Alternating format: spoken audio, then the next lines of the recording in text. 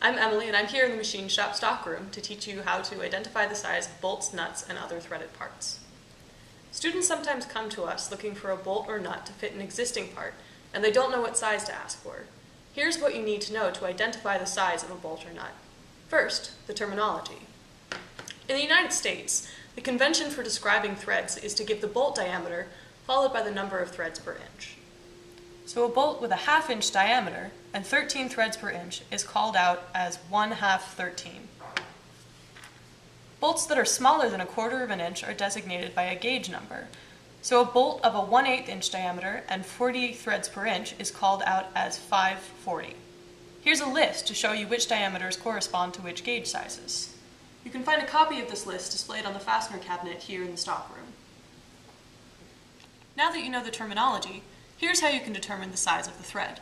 First, using micrometer or calipers, determine the actual outer or major diameter of the male screw thread.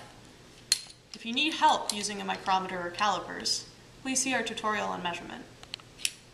You can also use a hole gauge to measure the outer diameter of your bolt. Second, using a ruler, calipers, or a pitch gauge or thread gauge, determine the number of threads per inch on your bolt. To use a ruler, simply count the number of threads in an inch.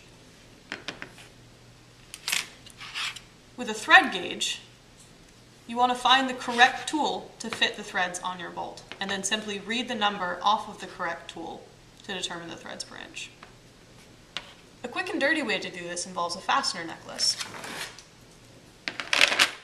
With a fastener necklace, simply find the tool that fits your part and read the number off the side.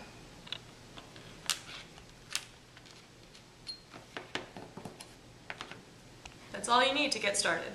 If you're interested in more information, such as the difference between US and metric threads, more specific thread designations, or how pipe threads are unique, please see our tutorial on advanced fasteners.